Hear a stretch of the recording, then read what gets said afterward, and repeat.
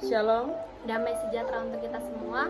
kami dari kelompok 5 akan mempresentasikan hasil kerja kelompok kami.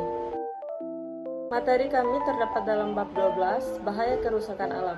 Bahan Alkitab terdapat pada Kejadian pasal 1 ayat 1 hingga yang ke-31.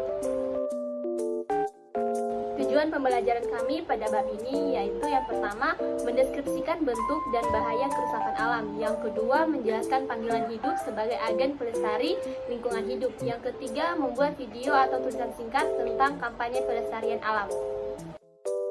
Pengertian, alam merupakan sumber utama bagi kehidupan seluruh makhluk hidup. Segala kebutuhan dan keperluan makhluk hidup di dunia ini berasal dari alam. Kerusakan alam akan menjadi kerugian yang sangat besar di kemudian hari. Alam adalah deteriorasi lingkungan dengan hilangnya sumber daya air, udara, dan tanah, kerusakan ekosistem, dan punahnya fauna liar. Pemaparan materi. Beberapa waktu belakangan ini, berbagai media cetak dan elektronik mengangkat berita tentang bencana. Mulai dari bencana kecil sampai bencana besar, dari banjir bandang karena curah hujan yang lebat, sampai banjir yang disebabkan tertutupnya saluran air oleh sampah dan sedimen lumpur di dalamnya. Bencana memang terjadi karena beberapa sebab. Ada yang terjadi karena kejadian alam, contohnya adalah patahan lempeng tanah di dalam laut yang berakibat tsunami. Contoh lain adalah gempa yang menimbulkan likuifaksi seperti yang terjadi di Palu, Sulawesi Tengah pada tahun 2018 yang mengakibatkan amblasnya tanah di wilayah tersebut. Namun ada juga bencana yang terjadi karena ulah manusia seperti penebangan pohon secara membabi buta tanpa mempertimbangkan reboisasinya. Contohnya, hutan yang sudah gundul terutama di Papua, Kalimantan, dan Sumatera. Akibatnya lahan menjadi rusak, hutan tidak punya kemampuan menahan arus air, juga tidak punya kemampuan menampung curah hujan. Dampaknya, wilayah rendah terkena banjir dan akibat lainnya adalah longsor. Contohnya banjir bandang di Wasior, Papua, atau bencana banjir di longsor di Sumedang, Jawa Barat pada awal tahun 2021. Salah satu sumber bencana adalah karena eksploitasi sumber daya alam. Hal ini tentu menimbulkan dilema. Di satu sisi sumber daya alam merupakan kebutuhan manusia juga, namun di lain sisi prosesnya menimbulkan dampak serius dan kembali ke manusia. Robert P. Borong memaparkan bahwa eksploitasi sumber daya alam seperti minyak, batu bara, gas bumi, dan logam melalui proses penambangan memberi sumbangan sangat besar bagi kerusakan lingkungan. Proses yang dilakukan untuk penambangan itu berdampak pada pengundulan hutan dan pencemaran lingkungan, seperti sungai yang dicemari oleh limbah kimia. Borong 2003-72. Tentu saja ini sangat berbahaya bagi manusia dan seluruh makhluk hidup. Sementara itu, bentuk yang lebih kecil pun dilakukan manusia dengan membuang sampah sembarangan, termasuk membiarkan jalur sungai dipenuhi dengan potongan kayu dan bambu yang mengakibatkan banjir. Dalam kondisi demikian, apakah yang harus manusia lakukan? Bagaimanakah manusia seharusnya bersikap atas kondisi tersebut? Granberg Wesley memaparkan bahwa seharusnya manusia bersikap menghargai. Manusia adalah ciptaan Allah dengan kodrat sosial. Maka dari itu, seharusnya manusia melakukan relasi terbaik, termasuk di dalamnya membangun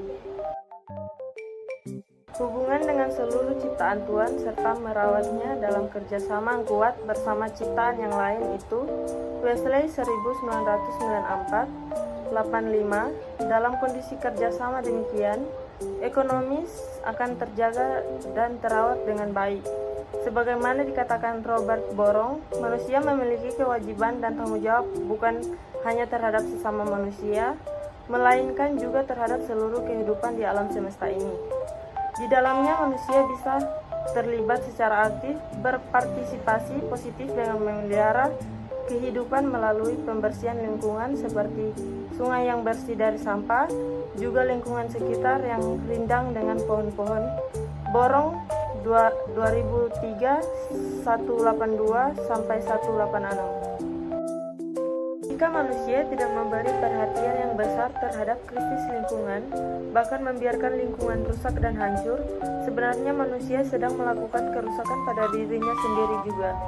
Manusia perlu menyadari sepenuhnya bahwa alam yang rusak oleh ulah manusia berdampak pada penghancuran pada dirinya sendiri, termasuk peradabannya juga. Kristanto 2015-78.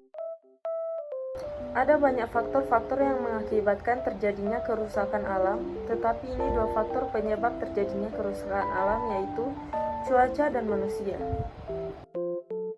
Faktor-faktor penyebab kerusakan alam terjadi karena dua faktor, yakni cuaca dan manusia.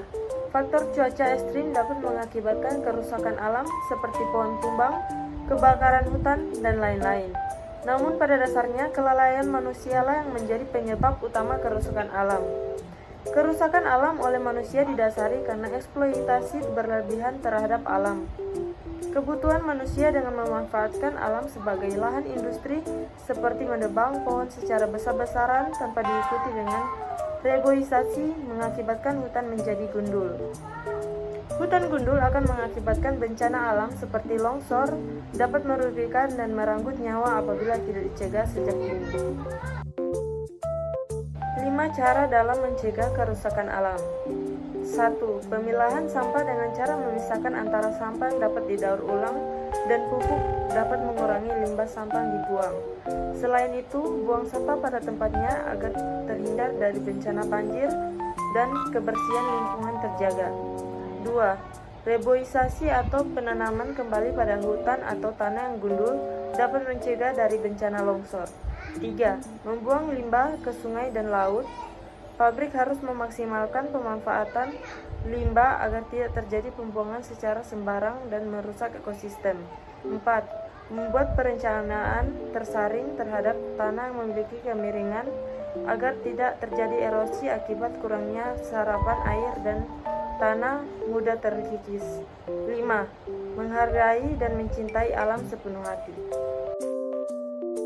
C. Rangkuman. Lingkungan tempat manusia dan makhluk hidup lainnya tinggal perlu dirawat dan dipelihara dengan baik. Manusia secara khusus memiliki tanggung jawab yang besar terkait perawatan lingkungan hidup, bukan hanya sekedar memanfaatkan dan mengeksploitasinya, melainkan juga melakukan perawatan agar lingkungan karya Allah memberi dampak bagi kemanusiaan. D. Refleksi. Aku telah belajar dan memahami tentang lingkungan hidup serta dampaknya. Oleh karena itu, aku terpanggil untuk mewujudkan pemeliharaan alam dengan pola hidup berkualitas, membuang sampah pada tempatnya, turut memelihara tanaman, baik yang berjangka panjang maupun berjangka pendek, dan menghadirkan penata layanan bagi kemuliaan Allah. Aku akan menjelaskan tentang pentingnya melestarikan lingkungan hidup. Sekian presentasi dari kami. Tuhan Yesus memberkati.